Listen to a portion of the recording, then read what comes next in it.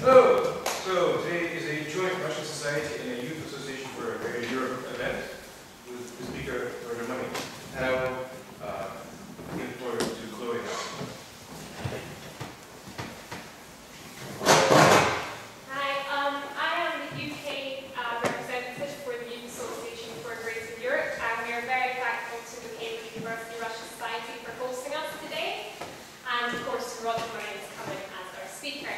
I'm going to take literally 2 minutes to tell you who we are. I'll make it as short as possible because we are running a wee bit late. Basically, the Youth Association for Greater Europe is a group of youth, students and young professionals from all across the greater European continent, so from UK to Germany to France, Russia, Ukraine, Georgia, even Kyrgyzstan. And basically, we believe that our continent will be stronger in the future, more prosperous, more stable if the youth of today learn to work together to understand each other, i.e. our future leaders. As well as organising talks such as today, we also organise an annual forum which brings together youth from all the countries I just mentioned and others from the very best universities. It will be its third year this year. 2 years ago it was held in Strasbourg together with the Council of Europe. Last year it was held in Paris together with UNESCO. And throughout the week the participants engage in project work with each other and together with team builders. And they always enter projects, and the best projects will get funded throughout the year to become, well, real projects, I guess. We've currently got 7 fantastic projects going on right now which receive funding from UNESCO, Council of Europe and many of our great partners. Also in the week there's 2 days of lectures this was last year, which was at the UNESCO headquarters in Paris, with some of the most interesting experts from across EU and Russia and the former Soviet Union on business, culture and politics. This is last year when Roger Munnings, who is an honorary member of our association, spoke. This year it will be held in Paris from the 26th of July to the 2nd of August, and applications will open on the 1st of March, so in less than a week now. If you are interested in joining, it's open for 18 to 35-year-olds, but there might be leeway from any country within the EU, the Balkans, and the former Soviet Union. So please, if you are interested in joining the association or coming to the forum, speak to myself or Tanya here at the end of the talk. And we have some leaflets here as well about the forum. So, without further ado, I would like to present our honorary guest tonight, which is Roger Munnings, CBE, who is the chairman of the Russo-British Chamber of Commerce, member of the board of Sistema, member of the board of Lukoil, former member of the board of SUIC, and former senior partner for KPMG Russia and CIS, who will be talking about what is going on in Russia, a Russo-British perspective.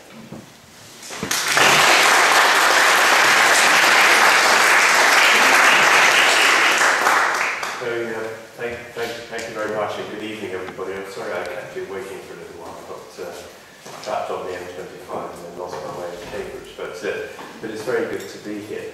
Can I just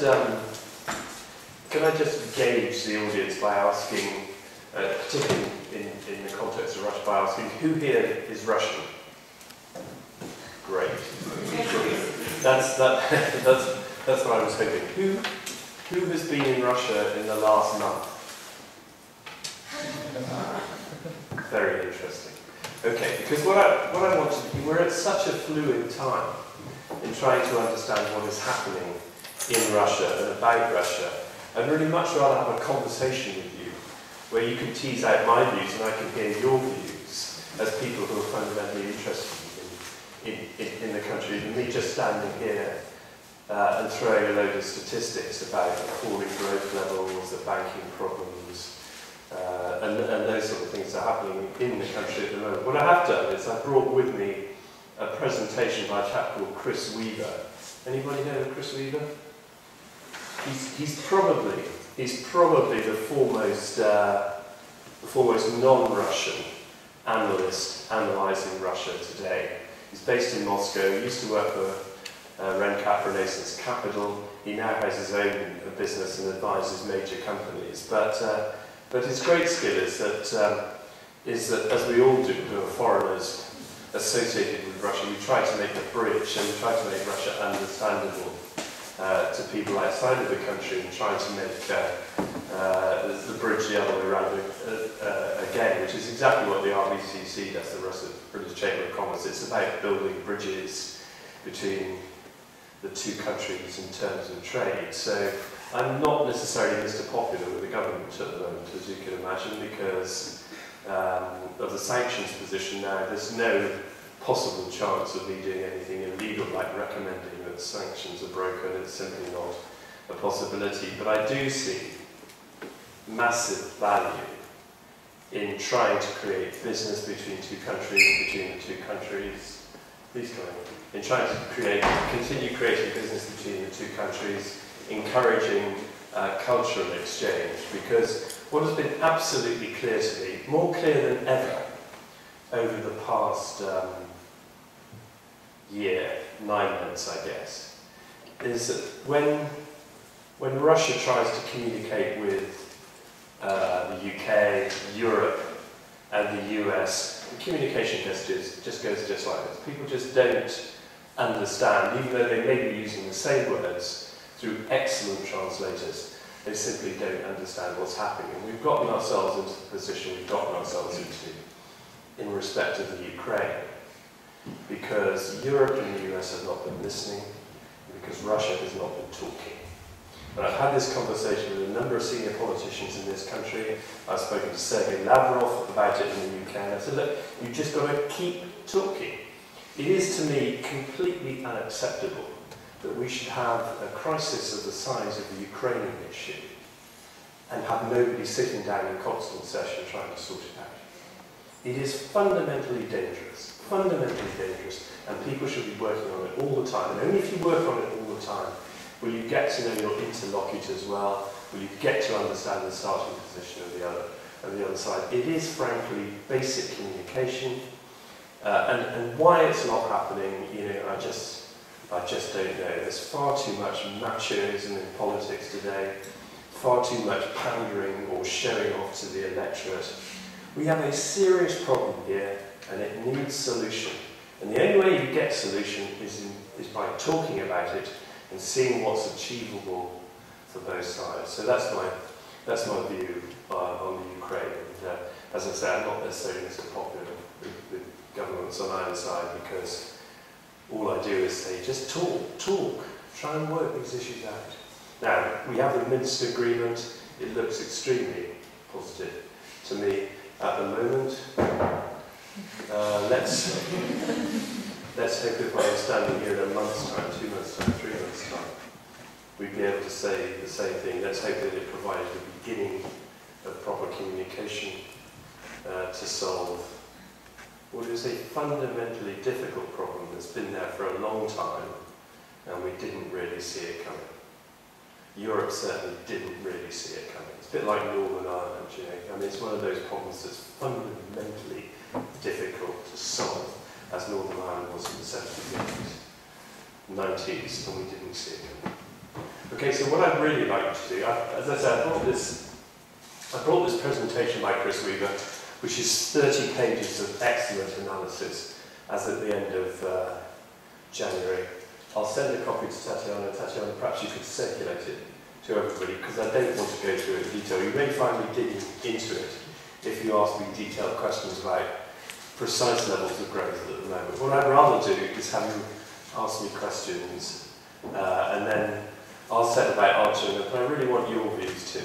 I really want your views too on how you see Russia at the moment, the issues of Europe, the issues of the United States, and I'll tell you my views at the end about where I see the future.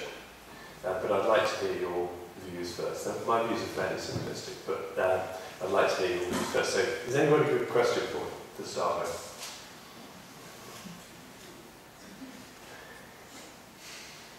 Yes, please. Well, basically, you started off with, please tell us your point of view, but I'm not clear on your point of view. So you say,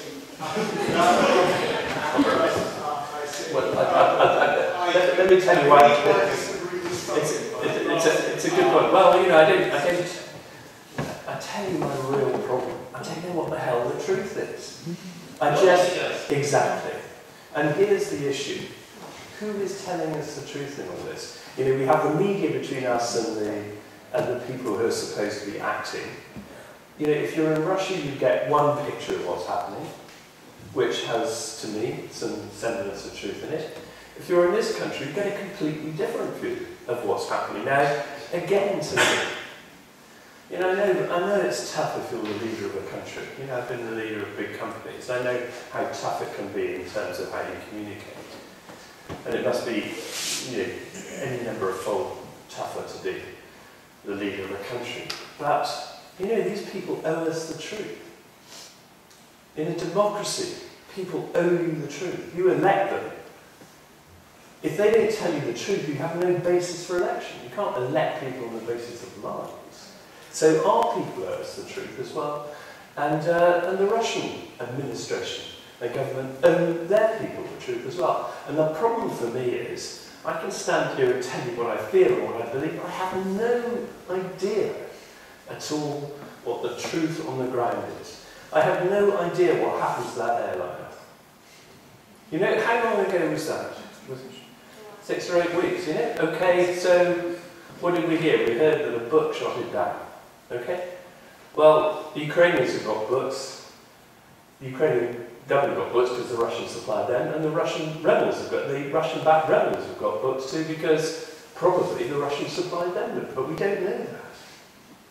So we have, you know, 200 people dead with no explanation at all. Now, in an age where I can use my iPad to track an aircraft going from here to anywhere in the world, how the hell don't we know the answers to that? This to me is completely unacceptable in what people claim is democracy. So, that's my view on telling you my view. If I knew the truth, I'd give you my view. But I don't. I can give you my feeling. Claire? I'm probably close to the pessimistic side about the Minsk agreement. Yeah. But even if it does work out, do you think that the Russian economy will still be saved? Considering that a huge part of what's happening to the economy right now is through oil prices anyway, and sanctions probably will be lifted anyway till, say, minimum earliest September. So even if the Minsk protocol agreement does work, what effect would that have on the Russian economy? Okay, can we take that in pieces? And if I miss a piece, ask me again, because I know you want me to answer it. But first, if you use the word save the economy. I was in Russia in 1998 when and running KPMG there for 2 years in 1998 when 1998 happened. And what was it, 17th of August, something like that. Quite a lot of you may not have been born, I suppose, but anyway. You know, I just thought, this is it, this is the end, what do we do? What I hadn't appreciated was 140 million people have to live in the country irrespective of the state of the economy. So that economy is going to go on. We were also very lucky with KPMG too, because we made it part of our strategic approach to have Russian companies as clients. Those companies, by and large, had to continue. Some failed, not many actually, but they continued. So saved is not the right word. How can we get the Russian economy to actualise in the way it was actualising before? Well, let me look at that. I stopped running KPMG in September 2008, having run it from 1996 there. And between 2006 and 2008, I had real concerns about the quality of our profits. We were, let me tell you, immensely profitable. We were growing at 50% a year, which is tough in a business that employs people to do the work. And we were the most profitable business in KPMG anyway. But I was really worried about the quality of the profits because they seem to be, please come in, because they seem to be kind of overheating a bit. And so you could feel 2008 coming. And I think one of the things we're seeing now, and have been seeing maybe for the last 2 or 3 years, is the realisation that things overheated in 2008, and we're having, normalisation is the wrong word, but we're having the pendulum swing the other way. And a lot of that, I agree, is because of hydrocarbon prices. And hydrocarbon prices at the moment, so I think in 2008, it was immediately in 2008, the problem was a fall in demand. Now I think it's the other side of that equation, which is a clear oversupply. And the issue on oil, I think, really depends on what the rest of OPEC and Russia can persuade the Saudis to do about the price over a long term. The problem is that, you know, the key, probably the single asset the Saudis have got is oil. So they have and will juggle with the price because they're the swing producer. They have 25% of the world's oil. They're the swing producer, so they will juggle with the oil price to get the outcome they want. So if they feel that alternatives are being too successful, they'll drop the price until alternatives are uneconomic. So let me see, where did I get to? I was saying that we were having a readjustment, which I'm sure we are. The real issue though for Russia, it seems to me, was that, and I saw it within KPMG, was that, well, you know, we had 4,000 people in Russia between the age of, well, principally between the ages of sort of 20 and 35.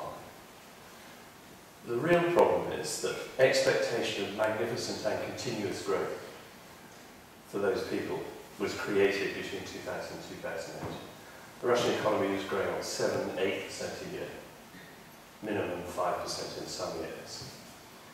And to have the whole thing slump, fall off the edge of the cliff, really, you know, knocks people's attitude towards working in that economy in their country. So that, I think, is the real issue. Now, what was the basis of the question you asked again, sir?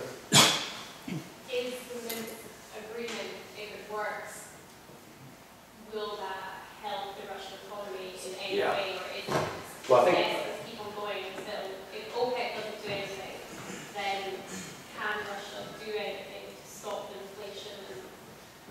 I think when I was considering going to Russia, I looked at the fundamentals.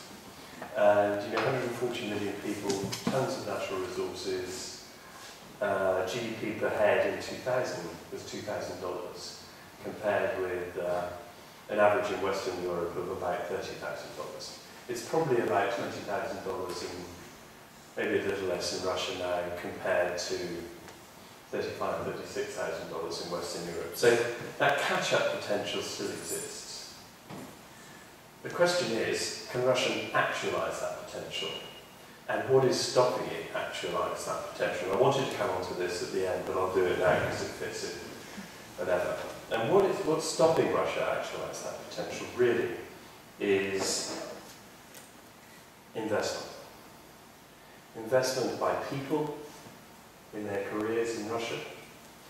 Investment of funds by Russian companies and by foreign companies. And investment in technologies, either by buying or joint venturing with companies abroad, or by creating Russia itself. And that's the thing that has to happen. Now, if you take sanctions, if the reason for sanctions goes away over time, the question is, and let's ignore oil for a moment, the question is, do people want to invest in Russia? Do people want to invest their careers in Russia? Do people want to invest their funds in Russia? Do people want to bring technology to Russia? When I asked who was Russian here, about half of you put your hands up. When I asked who'd been there in the last month, one person put their hands up. Why is that? Because this is holidays every more than 1 month. Okay, who's been in Russia in the last 6 months? Okay. It's a bit less, but thank you for pointing out the flaw in my approach to it. Yeah, but the real issue is, do Russian people want to go, especially those of you who travelled, who studied, how much do you want to now go and work in Russia? If I'd have had this conversation 3-4 years ago, 5 years ago, it was my feeling that actually most Russian people actually prefer to be in Russia than almost anywhere else. I'm just not sure that's the case anymore. And, you know, well, tell me, who is Russian and prefers not to be in Russia? Yes, please. I'm not quite Russian, I'm Russian, but my family is Russian. I was out from a family who spoke Russian, and I came here like 10 years ago. And now I would love to go to Russia, and I wouldn't mind to, because it seems very interesting. It seems like the call or something occasionally.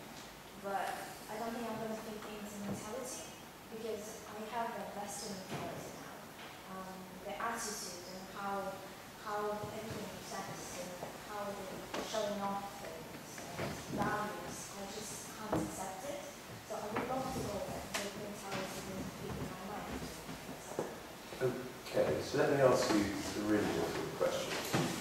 Are the values that you talk about that you can't accept, are those Russian values generally, or are those values of the people that generally you see in power in Russia?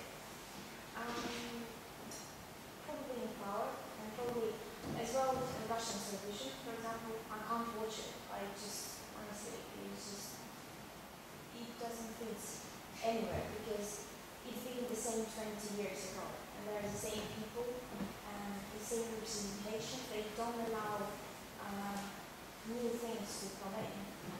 If there's someone sort of in power, if there's someone in show business or anything, they just take their place, and they don't allow the new generation, the new ideas and developments and skills to take over, because they just can't lose it. I don't know how to explain it. Sure, I mean, to me this is absolutely the core of the issue. And it is not necessarily a criticism of the president of Russia. It's mentality which is coming from the Soviet Union, and there's nothing. The danger is that the West. Sorry to interrupt. I think it will take few generations, because people who live in Russia, they have limited access to the rest of the world before, and only now they start traveling and discovering other parts of the world, and by traveling and seeing other situations, we learn from other people. So, us, for example, we call ourselves Russians, but we are actually, well, I am born in 1991, which is Europe already, but I'm educated by a family who gave me Russian roots, so I am part of both. But for example, my kids, most likely they will be just a part of Europe and a little part of what I will be from what my parents have told me. So I think maybe from Russia, if they kind of start developing and accepting more points of view, it will take a few generations coming back and forward and just making an investment in it. Yeah, I mean, I think your comments are absolutely fascinating. I think the problem is, if you gave those comments to a Western government, they would say the problem is Putin. So what we need is regime change. It's not the case. The case is we have an intensely difficult issue moving a country from where it was to what it wants to be. We have a problem defining what it wants to be. It has immense potential, but until real work is done on working through not just what Russia can be, but what it wants to be, until people are allowed to express their opinions. And again, let me say I'm not being critical of people, but you know, if you sit down with a bunch of your parents' friends and you say, I want this, this and this, what happens? They say, oh, yeah, we've heard it all before, or something like that. But until people are allowed to do that in a free way, then Russia won't make the progress that it needs, because to make the progress, it needs you guys back there. It needs you there working for what you love and what you believe in your country. It's a great country. I love my time in Russia. That's why I'm still associated with it. But, this is not a simple question. But the ultimate answer is investment, and the key aspect of investment is investment of people's lives, commitment of people's lives to the progress of the country. Now, working out why people aren't doing that is the really difficult issue. But you can bet your life the simplistic answer that people sees on is, everybody doesn't like Putin. Well, we know that's not the case. We know that Putin is, there's probably some gerrymandering of the poll results, but we know he's unbelievably popular at the moment. In fact, he's been pretty popular throughout the whole of his time in power. Whether you like him or not, it's a different issue, but as a president, he's been pretty popular. The next thing is, if he's not there, who is going to be there? And that's the other thing that hasn't been thought through either. Because is it going to be somebody in the Siloviki on the real dinosaur end of the whole thing? More than likely, yes, because those guys will not allow somebody from the reforming liberal side to take power unless there is a very, very, very strong candidate. And there can only be one or two, I think, who fall into that category. So there's the issue. Now, somebody said, I think you said that, you're not allowed to progress. I think there's a fear of progress, and there's a fear of changing, because Western.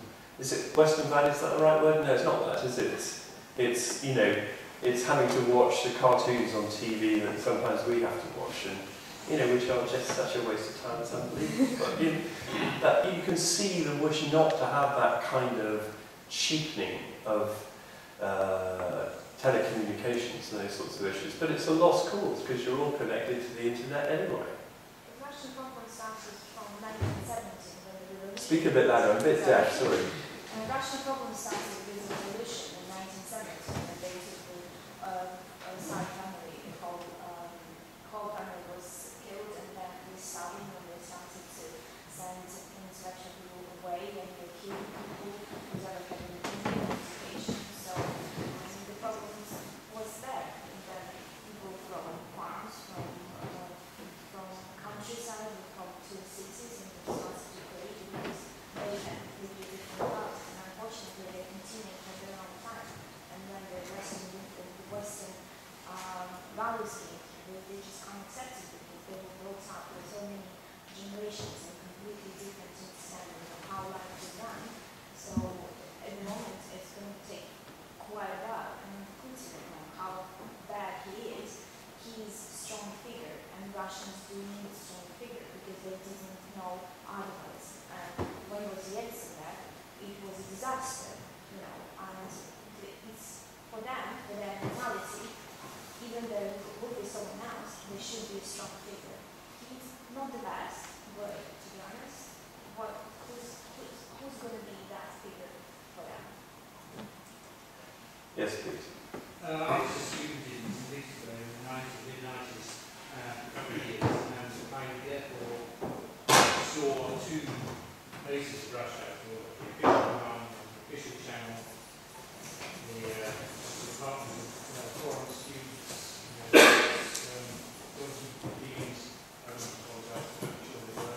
and then the other half was all the friends I made there, some in I was in the conceptual, music conceptual, some in the conceptual, some just I met.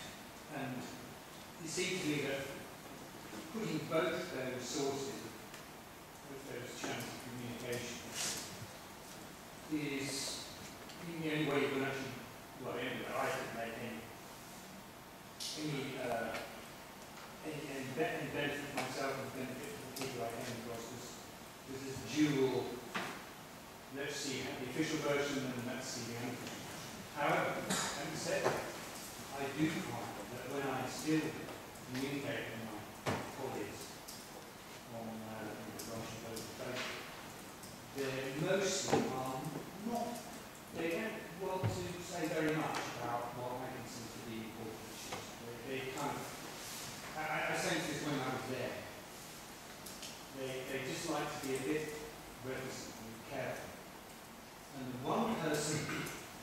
does decap, or delegated to the one person who does decap and did respond to my question. And that became the issue. So I don't know what that says about society, but also I have had a political career in this country subsequently coming back, and began to realise that, well, you know, it just seemed to me that if Russians would be prepared to be a little bit more political, stick their neck out just a little bit, it might get further. But maybe that's not in their character. I don't know. I never really got to that. Yes, I mean, I'm not an expert on by any means on the Soviet period, but I would guess that there was sticking your neck out is pretty heavily discouraged and pretty dangerous during that period.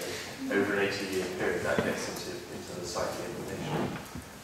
But I think it's a good point. Yes. And so sort of come back to the current day. What's your sort of thoughts on the rate rise? On the what? The central bank rate rise, and how popular do you think? The interest rate? Yeah, presumably down the line when the real trouble starts to affect.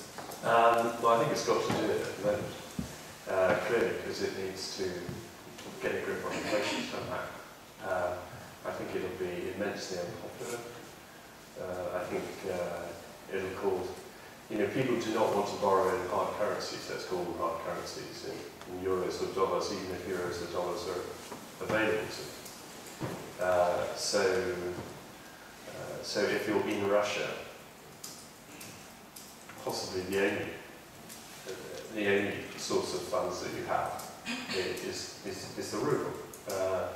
And the safest source of funds you have is the ruble, but it's going to cost a lot of money. So there's going to be, you know, slowing down of borrowing, slowing down of investment, and it'll be very painful for those people who are already borrowing in rubles. Yeah, sorry. That's right. Good, but the current situation, fundamentals.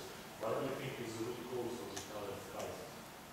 The root cause of The current crisis. talent crisis. Current crisis. The Ukrainian crisis. I mean, in general, Ukraine, Russia, and the UK. Because they're all in a quite difficult situation. And they are fully involved in this. Yeah, I mean, I would say. Well, let's quickly touch on Ukraine. I won't spend too long on it. Eastern Ukraine, you know, clearly is predominantly Russian. And Ukraine was a manufactured, some of it was the border country, but it was effectively a manufactured state at the time of during the Soviet period. So once it became a country of its own, there were inherent tensions within that state. And it also happens to be right on the border of what is Russia and what is the so-called West. And so there was a battle for the hearts and minds of Ukraine in terms of who would get it as a bloc against the other. The Russians see it as their sphere of influence, certainly the industrialised East, they see it as their sphere of influence. And the West wanted, and they frankly wanted it as part of Europe, and I think if the US had its way, they wanted it as part of NATO as well.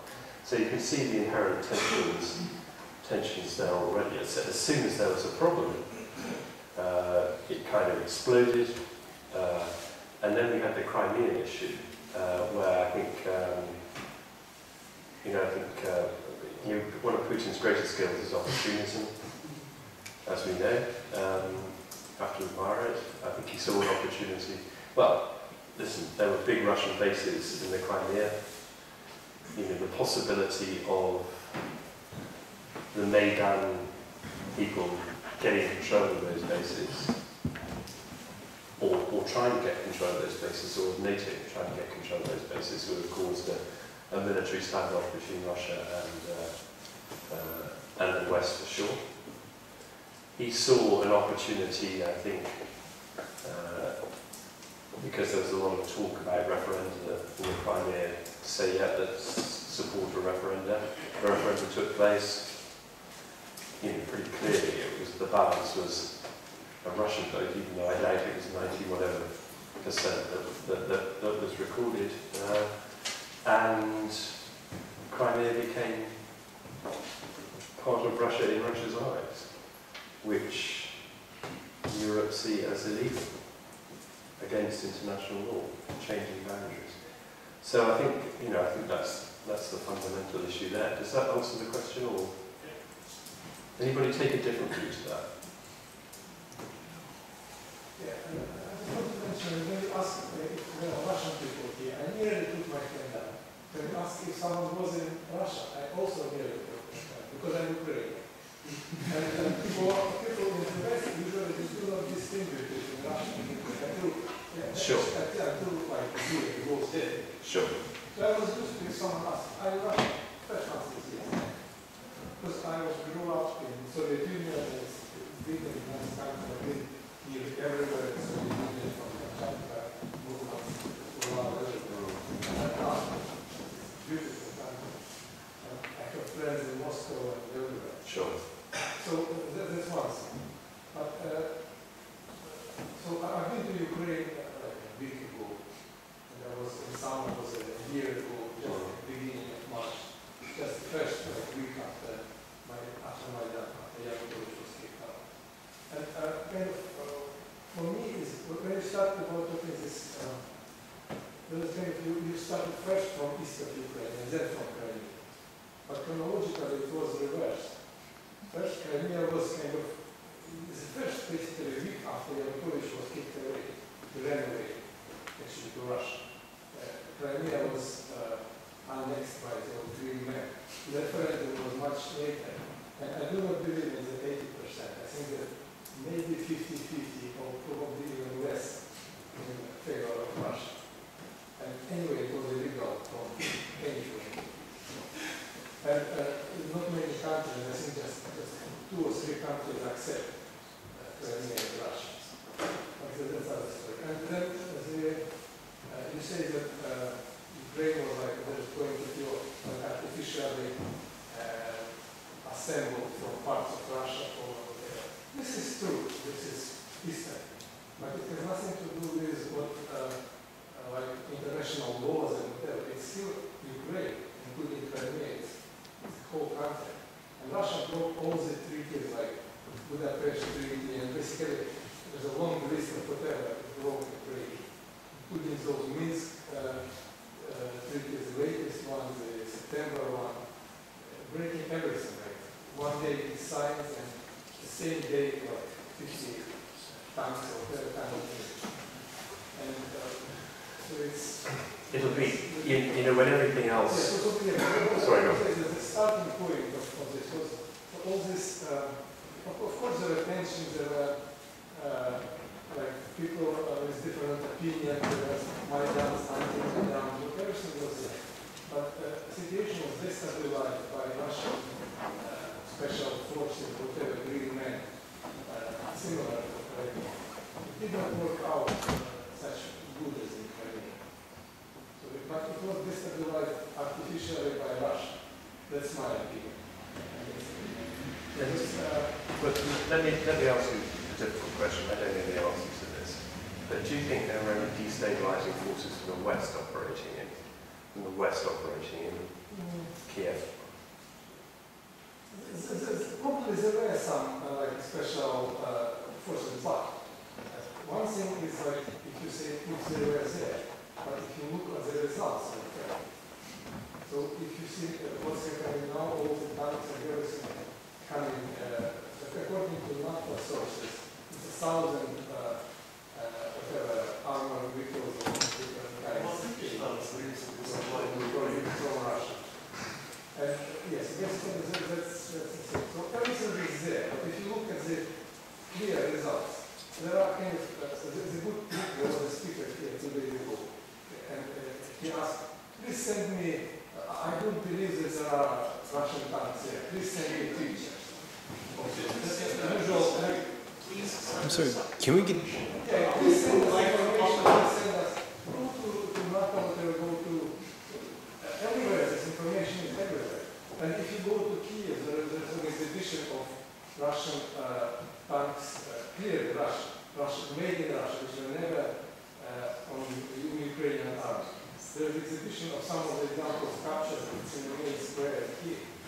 They are still there, so you can touch them, you can look at them. But most of them have those numbers destroyed, partially destroyed. If it's a Ukrainian car captured from Ukrainian, why should you destroy the number? You show this is Ukrainian number, this is Ukrainian number. And most of those are coming with numbers destroyed. So we've got only a very little time left, so I would suggest that rather than talking for a very long time, it's better if we maybe take now 3 questions at a time for Roger. And when you do speak, try and speak a little bit louder so everyone can discuss. So if you have a direct question from what you were just saying, maybe give it to Roger now. Or unless Roger disagrees, but we've got... No, that's fine. I'm sorry. We've only got a short time. Yeah. I'm sorry about that, everybody. I was getting completely carried away. Thank you for... The question is how people can believe Putin. Sorry, can we move on to the different question and end this one? I won't answer the question. I wonder, do you see any real signs of trying to diversify Russia coming away from oil? It seems strange that the country is such a huge intellectual potential. Well, that's relies only on car fibers. I mean, that's an interesting question because I sit on the board of an oil company. I sit on the board of a conglomerate. So the answer is yes, of course. I suppose the real question is, should more have been done 2002 to 2008? Did people relax? You know, was the exchange rate too high because of the oil price, so it didn't make sense to manufacture, it made more sense to import? But I think, yes, I do see signs of that. I think it's but quite a lot of it's consumer-led. So it's about, you know, healthcare, leisure, education, excuse me. And on the other side, high technology. Now, I think what's clear is that Russia has to make an absolute priority of diversification, an unequivocal priority. And it was quite interesting, just very quickly, when I first went to Russia, our major client at KPMG was Lukoil. I remember some of my international board members, when I remember saying to me, but what happens if you lose Lukoil? I said, well, I don't intend losing Lukoil. The secret is to use Lukoil to get all the other companies that were launched. And that's the secret. The secret for Russia is to use hydrocarbons and natural resources to build its economy. But of course, the fact that it does so well with hydrocarbons, of course, when there's huge demand for hydrocarbons, pushes the ruble higher and higher and makes Russian manufacturing, other high tech, less competitive with the rest of the world. There first. Following on from your question about this Western destabilization forces in Ukraine, what would the West have to gain by destabilizing Ukraine? I think the West had a lot to gain by having the Ukraine as an ally and having the Ukraine have a liability to the West because of money that had been pumped in. My experience of Ukraine, excuse me for this, was that you think Russia's corrupt. Exactly. So you know, that whole period, and in fact, one of the causal issues, I think, was that if you were of Russian descent and you sat on the Russian side of the border, you had seen your standard of living rise quite considerably in 2008. Because if you'd been Ukrainian, it had risen much, but it had risen much less, and everybody was aware that funds were being siphoned off by, you know, various people out of the country. During your time at KPMG in Russia, how often would you have situations where a powerful and influential and important client would try to pressure you on giving this company a clean slate, whereas clearly not everything was okay? That's and good. how would you deal with such clients?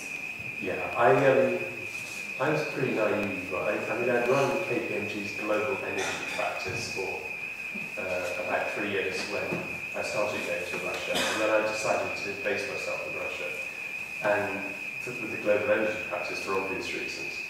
And I was then asked by the International Board if I would run Russia and the CIS too. I was pretty naive, frankly.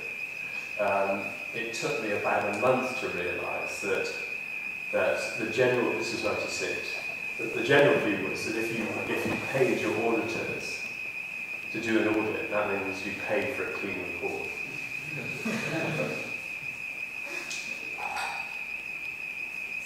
That means you paid for a clean report. Well, I had to work out a way to disabuse people of this, and the only way to do it is to be absolutely straight right up front and say that this does not mean you get a clean report.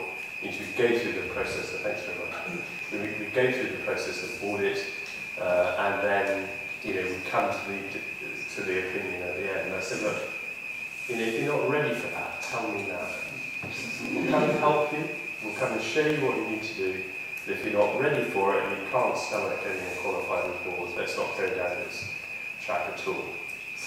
And interestingly, I only had, I'll tell you the problem I had in a minute, but interestingly, everybody accepted that because all of the companies we were working with actually wanted to improve, they wanted to be white, which is an expression our Russian friends will appreciate, and they wanted to move on. And I said, look, we've got a global brand, I can't risk it, I won't risk it by doing something we should not do, plus I've got X thousand people working for us, and if they think the guy at the top's dishonest, then we might as well pack up and go home. So that was the reality of the position. I did once go in somewhere, and somebody said to me, well, Roger, if you won't do this, we'll get PwC to do it. And I thought, And so I said, look, I'll tell you what I'm going to do. I'm going to get up and go outside the door, and then I'll come back in and pretend you never said that. If you say it again, then, So I went out, and it was never mentioned again. So did you, at some point, refuse a company to give them a clean slate or to work for them?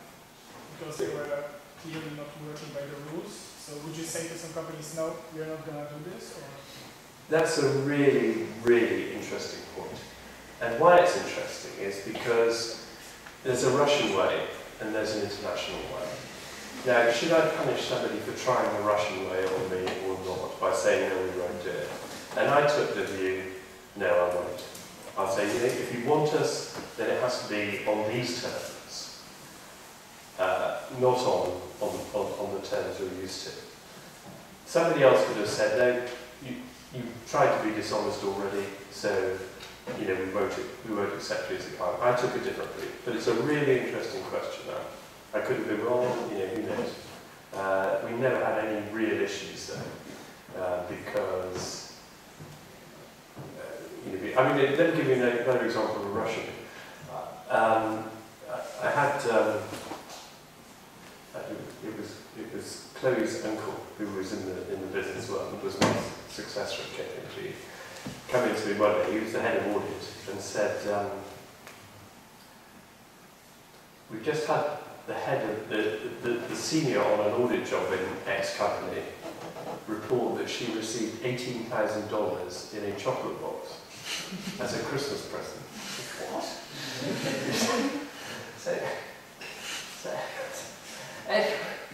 That's something that's unheard of anywhere else in life. And I said, just go away and find out what the heck's happening here. So, they tried to bribe her, or, has she done something for that? Anyway, so we went away, and it was a genuine gift for getting the job done quickly and effectively. You just wouldn't believe that anywhere else in the world. We went through a whole process of investigating it, and it was genuine. The money had to go back, of course, unacceptable. But the intention was absolutely genuine. And that's why my advice to anybody wanting to work anywhere in a culture that's not their own, for goodness sake, work hard at understanding the culture. And don't take everything, don't judge everything on your past experience. Try to understand what's happening in reality in front of you. Okay, yes, please. Someone who's involved in Russia in the 90s, would you say that the attitude of the West, or what Western and other companies did or governments did, would you say it was exploitative toward Russia? Do you think? I mean, one of Putin's sort of the feelings is that he said that Russia's like a cold spring and it's springing back. Would you say that when they're at their weakest, then would you say that the West were exploitative anyway? Would you say that generally exploitative of Russia, or either militarily, or would you say that Britain's being called, the West is being I would say that, at the end of the 90s, which is a period, in some ways similar to that, at the end of the 90s, Westerners would go to Russia, have no respect for the intellectual ability of people, the Russian culture, those things, because basically we had a country whose GDP per head was under $2,000 compared to 10, 15 times that. And they thought that these people must be thick and capable, or, whatever. So I think that's a problem. I think there have been people who've tried to exploit the country. Not that many, actually. I think those have been repulsed. And I think the Russian powers have been recognised that pretty early on. And it's one of the reasons for the law they have about key resources not being able to control of everybody else. So I think we've gotten rid of the fact that, over 10, 15 years, everybody now understands the quality of education, quality of intelligence, quality of culture in the country. And they now understand that there's not an easy buck to be made there.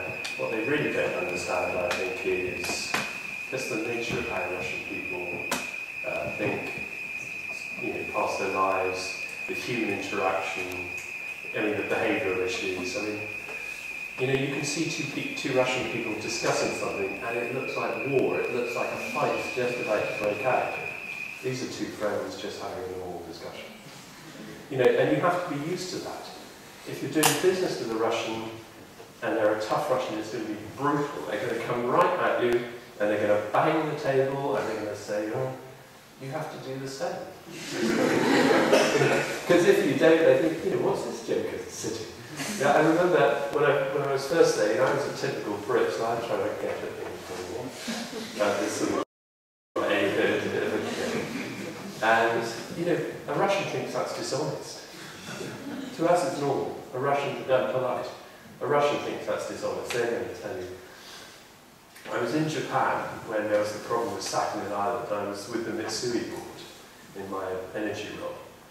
And, the Sakhalin Island thing was just about to be repossessed by the Russian government. Mitsui thought their world was coming to an end because this was the future of gas supply to Russia. But in fact, I said, look, it's just a negotiating. They've just done that to send negotiating stuff. But the problem is, if you've ever, any Japanese people in the room, right? You ever negotiate with a Japanese person, the Japanese person does this.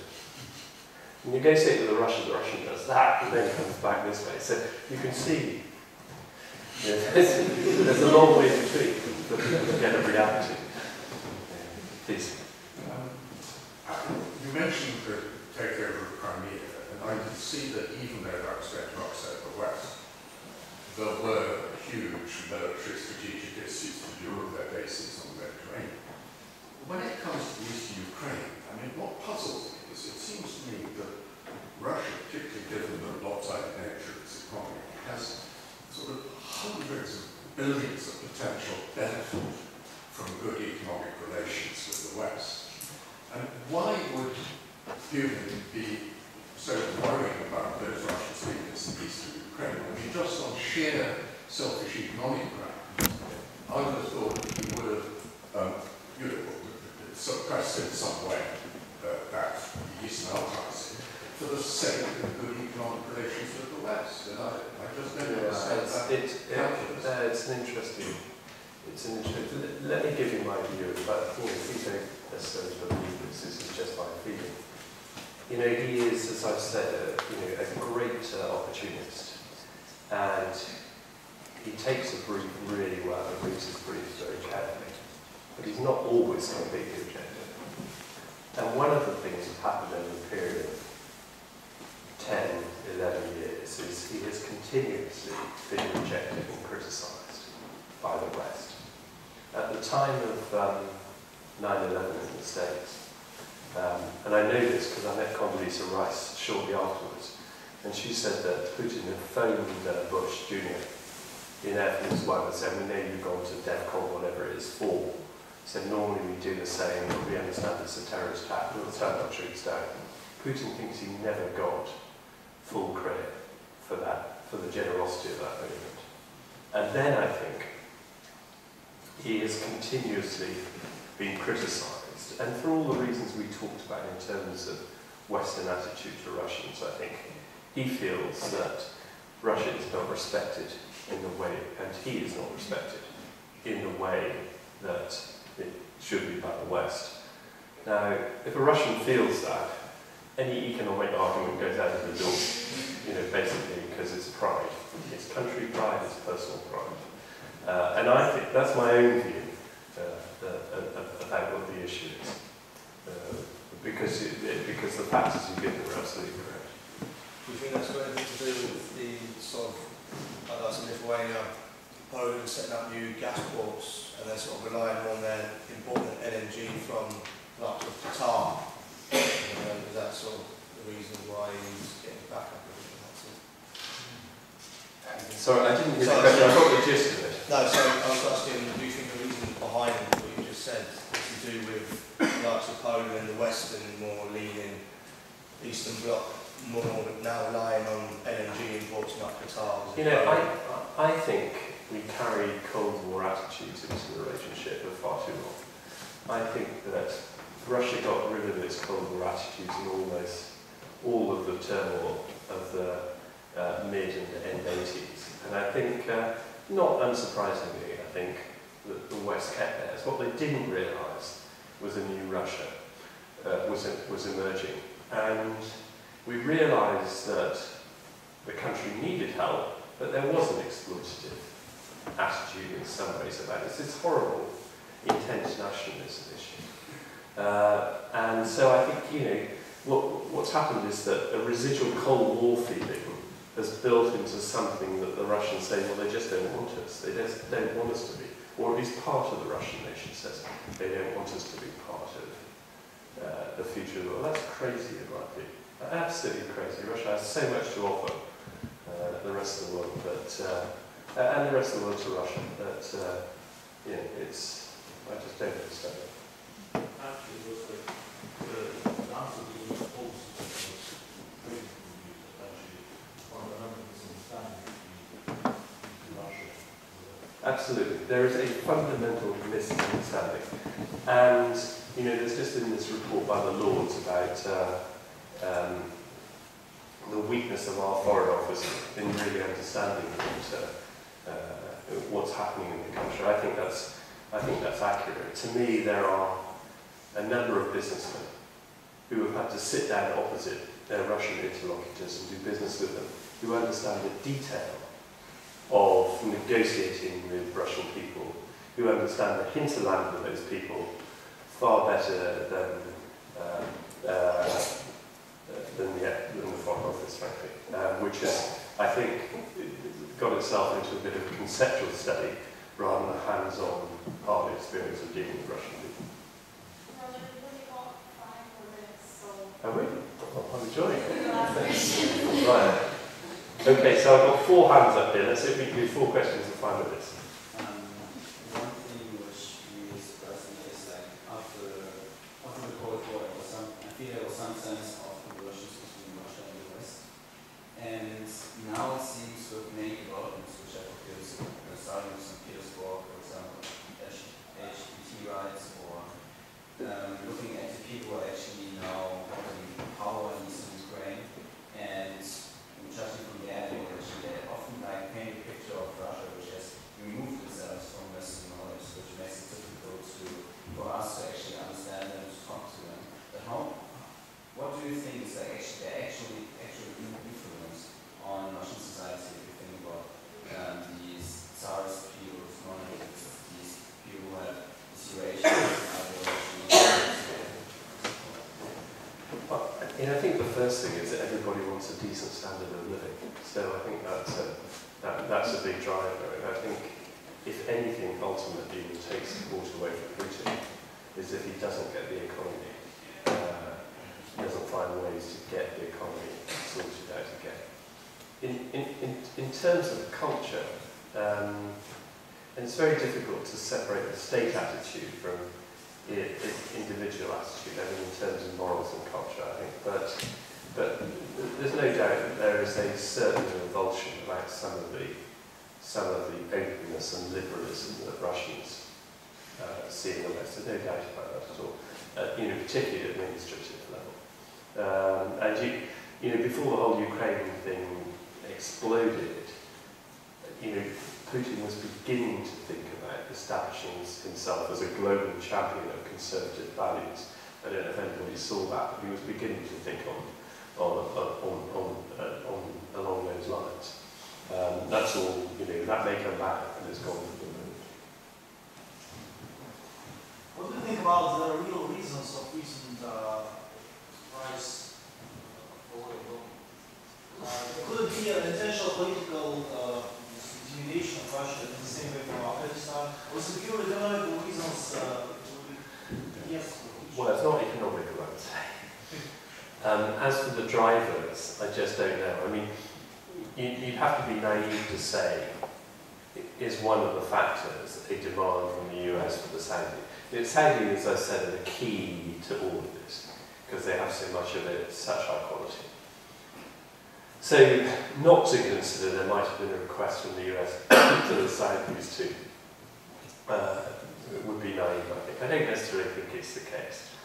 I think it's much more about a combination of factors and the Saudis seeing that some of the real long-term competition to hydrocarbons is coming through at a much lower price. So they want to kind of nail it before it gets competitive, if you like. So that would be my opinion. There is the anti-crisis rally scheduled for 3 days from now. Do you think it will have any effect at all? Will it change anything? No. No.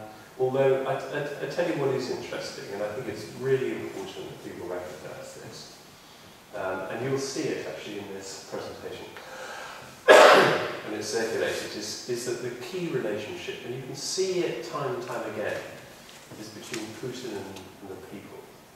And, if he loses the people, then he's lost altogether.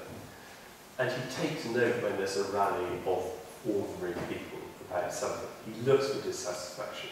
He won't address the single city, one enterprise cities, because he doesn't want huge unemployment in one area. He seems unwilling to put the people through the pain of modernisation, which is, somebody asked me earlier on about slowness. And I think it's because he essentially understands that, as far, for better or for worse, Russia is established as a type of democracy. And people are going to, and it can't be otherwise with, internet access, high-level communications. And he has to have the support of the people. So he will listen, but I don't think he'll change it. How would you evaluate the results of declining relationships between UK and Russia? Basically, did the sanctions reach their goals? Yeah, that's a really interesting question. What were the goals of the sanctions? Let's start there. Yes. Yeah. I don't know what the goals of the sanctions were. I mean, was it to stop Russia supporting Ukraine? Well, it was never going to do that. Have the sanctions been instrumental in getting the Russian economy to where it is now? No, because as Claire said earlier on, it's an oil price issue. Having said that, the result of the sanctions is that people within, and they could be a lot worse if the SWIFT system was taken away. But people within Russia are feeling the effects of the sanctions for sure. Well, not only are they feeling the effects, but either through media interpretation or accurately, they think the West is being unfair. And a lot of senior Russians in business and in politics who I know really genuinely think the West is being unfair. So, are the sanctions achieving their end? Well, I suppose layered on top of an oil price, they are causing pain to the Russian people. Is that a factor in Putin coming to the table in Minsk? I don't think so. I don't think Putin wants any more bloodshed in Ukraine any more than anybody else. So, no, I don't think so. Will they have a long-lasting effect? Well, to a Russian, we look unfair. That can't be a good thing in terms of future relationships. So, we have to work to overcome that. I think that was probably the last question. So I'd like to, on behalf of... Oh, can't I take a couple more? Do we have to go? I'm enjoying it. Andrew. All right. No, I was saying it's Andrew's decision. Can we take more? Let's go with one more question. One more. Okay, who has the very best question? You choose. Maybe you have a spoken name. How Can you speak really loud? How can you claim that Putin doesn't want any more bloodshed if Debaltseve was seized 2 days after ceasefire started? I just don't think he does. I don't think anybody wants any more bloodshed in Ukraine. I mean, you know, there are things that people fight for and it causes death. But do people want bloodshed? Do people want to go out and kill their opposite human being? No. And I think Putin's the same as anybody else. Okay, that was the last question